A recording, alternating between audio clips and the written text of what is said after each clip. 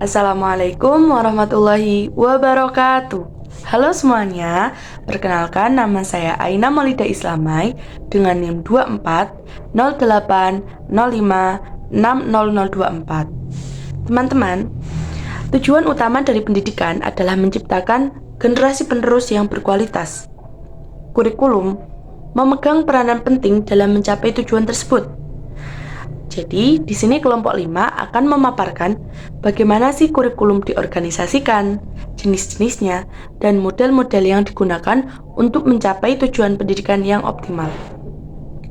Oke, sebelumnya kita perlu mengetahui definisi dan pengertian dari kurikulum itu sendiri.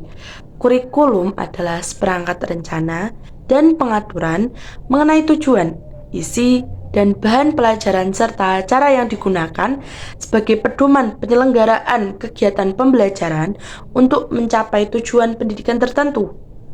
Kurikulum bukan hanya sekedar daftar mata pelajaran, tetapi juga mencakup pengalaman belajar yang direncanakan dan diorganisasikan untuk peserta didik. Lalu, setelah kita mengetahui definisinya, perlu kita ketahui terlebih dahulu tujuan dari kurikulum. Tujuan dari kurikulum yaitu yang pertama, menciptakan generasi penerus bangsa yang berkualitas. Lalu, menyesuaikan pendidikan dengan perkembangan zaman. Jadi kita harus bisa menyesuaikan bahan ajar yang akan kita berikan kepada peserta didik kita dengan mengikuti perkembangan zaman juga. Lalu selanjutnya memberikan panduan bagi pendidik dalam menyelenggarakan proses pembelajaran. Jadi seperti diberikan ketentuan sebagai ketentuan-ketentuan dan seperti tata cara bagaimana sih yang harus dilakukan seorang pendidik dalam memberikan materi dan memberikan pelajaran kepada siswanya ketika proses pembelajaran di kelas. Lalu selanjutnya yaitu mempermudah siswa dalam mempelajari bahan pelajaran. Jadi kurikulum di sini juga berfungsi sebagai tool, alat bantu siswa supaya siswa itu bisa mengerti materi secara bertahap, kayak dari urutan materi yang diberikan itu dari level yang mungkin lebih mudah terlebih dahulu, lalu berlanjut ke bab-bab selanjutnya yang akan mengupas lebih dalam lagi. Lalu yang terakhir yaitu mempermudah siswa dalam melakukan kegiatan belajar. Jadi kurikulum itu sangat berperan penting bagi siswa dan juga bagi pendidik dalam proses pembelajaran. Selanjutnya akan diteruskan teman saya. Assalamualaikum warahmatullahi wabarakatuh. Halo teman-teman, perkenalkan nama saya Fatullah Mansur Azamani dengan NIM 240805600015. Nah, di sini adalah bagian saya untuk menjelaskan apa yang dimaksud dengan jenis organisasi kurikulum. Dalam jenis organisasi sendiri itu terdapat 3 jenis.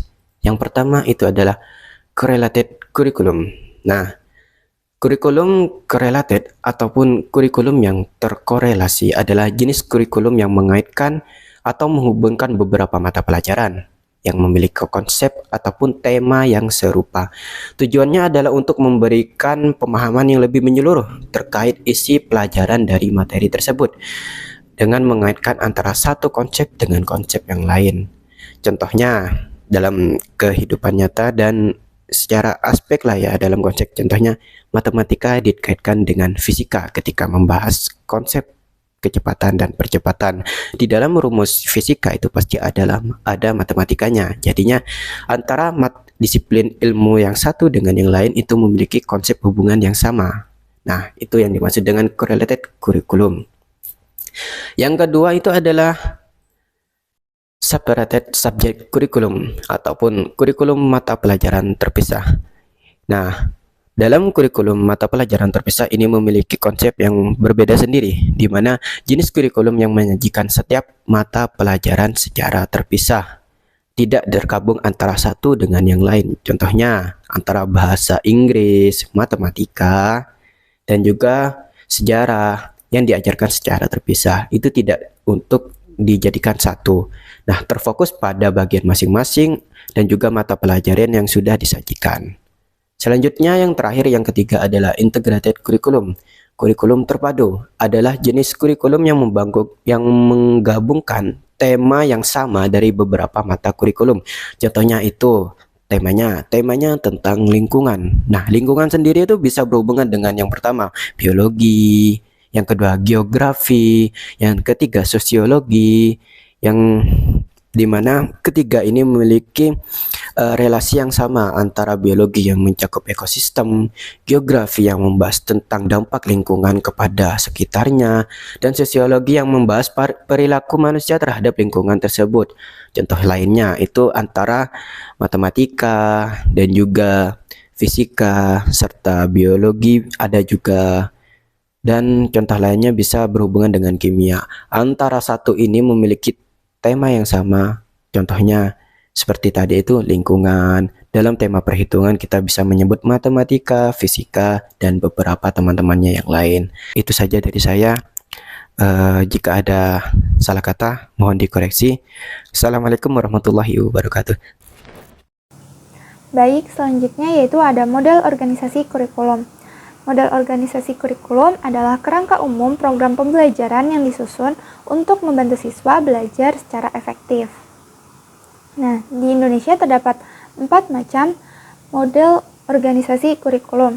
Yang pertama ada kurikulum subjek akademis, yang kedua ada kurikulum humanistik, yang ketiga ada kurikulum rekonstruksi sosial, dan yang keempat kurikulum teknologis. Yang pertama, kurikulum subjek akademis. Model kurikulum ini merupakan model kurikulum yang tertua dan praktis, yaitu mudah disusun dan digabungkan dengan model tipe lain. Kurikulum ini juga masih digunakan hingga saat ini. Fokus dari kurikulum ini yaitu fokus pada isi, yaitu bahan ajar dari berbagai disiplin ilmu yang telah dikembangkan oleh para ahli. Jadi, para ahli mewariskan ajaran-ajarannya kepada generasi muda masa kini. Kemudian, pengembang kurikulum tidak perlu membuat bahan ajar sendiri, mereka hanya memilih dan mengorganisasi materi yang telah ada sesuai dengan tujuan pendidikan dan fase perkembangan siswa. Kemudian, tujuan dari kurikulum ini yaitu menekankan pada penguasaan pengetahuan dan keterampilan akademik. Metode yang digunakan kebanyakan yaitu expository dan inquiry. Nah, apa sih expository dan inquiry itu? Nah, expository menekankan pada penyampaian materi oleh guru.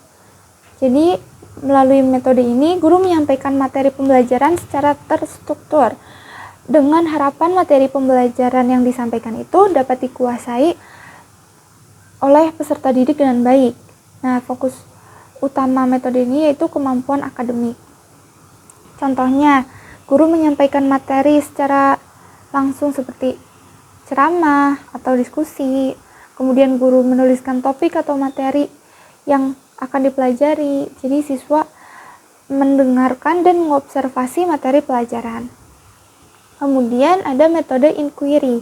Metode inquiry menekankan pada proses berpikir kritis dan analitis siswa.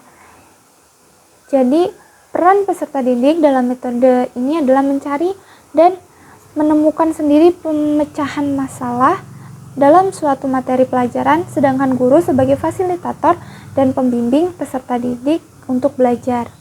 Contohnya yaitu siswa dapat menemukan sendiri jawaban atas suatu masalah, atau siswa melakukan eksperimen sendiri secara leluasa. Kemudian ada pola. Kurikulum subjek akademis memiliki beberapa pola, yaitu ada correlated curriculum, yaitu correlated curriculum adalah pola organisasi materi atau konsep suatu pelajaran yang dikorelasikan dengan pelajaran lainnya. Kemudian ada unified atau concentrated curriculum, yaitu pola organisasi bahan pelajaran tersusun dalam tema-tema pelajaran tertentu yang mencakup materi dari berbagai pelajaran disiplin ilmu. Kemudian ada integrated curriculum, yaitu sama halnya dengan unified curriculum, namun yang membedakan dengan pada integrated curriculum tidak nampak lagi disiplin ilmunya. Bahan ajar diintegrasikan dalam suatu persoalan, kegiatan, atau segi kehidupan tertentu. Dan yang terakhir ada problem solving curriculum, yaitu pola organisasi yang berisi topik pemecahan masalah sosial yang dihadapi dalam kehidupan dengan menggunakan pengetahuan dan keterampilan yang diperoleh dari berbagai disiplin ilmu. Nah, kemudian evaluasi kurikulum ini ada berbagai bentuk evaluasi yang bervariasi sesuai dengan tujuan dan sifat mata pelajaran. Contoh dari kurikulum ini yaitu fokus pada mata pelajaran inti seperti matematika, IPA, bahasa, dan sebagainya. Nah, bila dilihat dari contoh pada matematika, yaitu guru menyampaikan konsep tentang penjumlahan dan pengurangan secara bertahap. Kemudian dilanjutkan dengan menjelaskan konsep perkalian atau pembagian, dan seterusnya.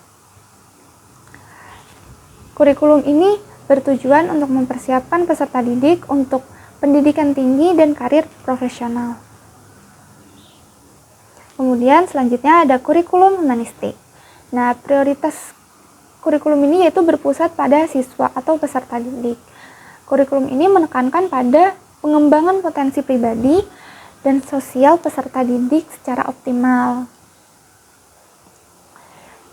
Nah, kurikulum ini berfokus pada nilai-nilai kemanusiaan, kreativitas, dan ekspresi diri. Jadi bukan hanya pada segi fisik atau intelektual, tetapi juga segi sosial dan afeksi, yaitu emosi, sikap, perasaan, nilai, dan lain-lain.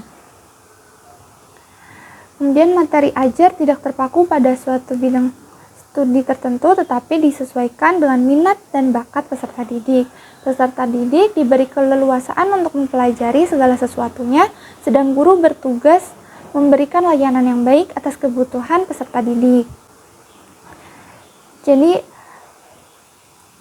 diharapkan peserta didik dapat mengembangkan potensi atau kemampuan yang dimilikinya. Jadi, guru memberikan layanan yang baik agar siswa tersebut nyaman dan aman, sehingga memperlancar jalannya proses belajar mengajar. Nah, kurikulum ini lebih mementingkan proses daripada hasil. Karenanya, evaluasi tidak memiliki kriteria pencapaian yang pasti, karena sasarannya adalah perkembangan peserta didik. Kemudian, contoh dari kurikulum ini yaitu pada bidang matematika, contohnya agar siswa tidak hanya mampu menghafal rumus tetapi juga memahami konsep matematika secara mendalam dan mengaplikasikannya dalam berbagai situasi. Misalnya menghitung biaya perjalanan, mengukur luas lahan, atau menganalisis data.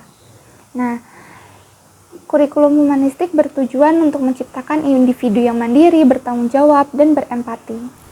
Assalamualaikum warahmatullahi wabarakatuh. Perkenalkan, nama saya Harun Nisa dengan NIM 24080560023. Di sini saya akan menjelaskan tentang kurikulum rekonstruksi sosial. Kurikulum rekonstruksi sosial yaitu kurikulum yang dirancang untuk mengatasi masalah-masalah sosial dan menciptakan perubahan positif dalam masyarakat.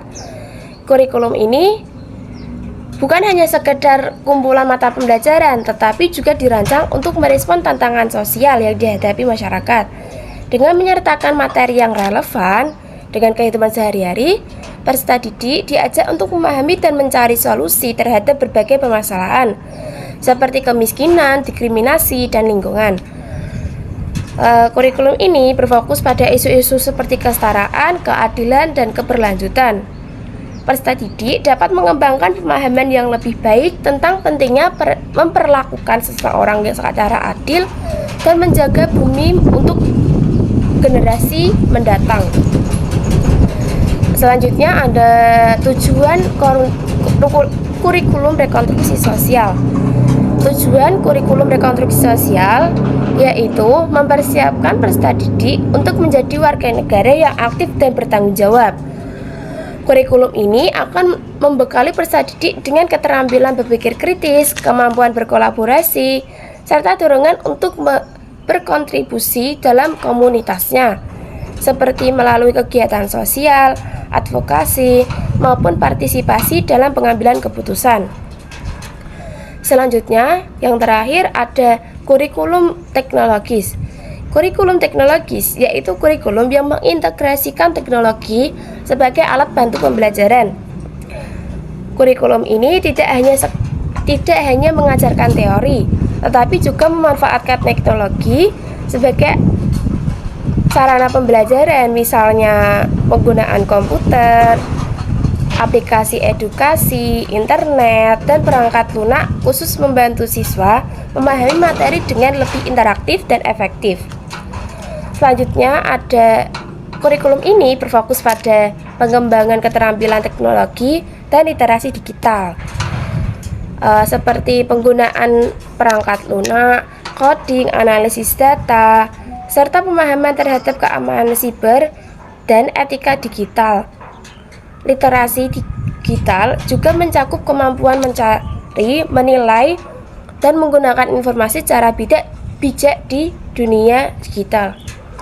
Kurikulum teknologis bertujuan untuk mempersiapkan peserta didik untuk menghadapi era digital. Dengan perkembangan teknologi yang cepat, siswa perlu dibekali keterampilan yang relevan agar siap menghadapi tantangan di masa depan. Kurikulum ini bertujuan untuk melatih mereka agar dapat beradaptasi dengan perkembangan teknologi, baik di kehidupan pendidikan, di dunia pendidikan, pekerjaan, maupun kehidupan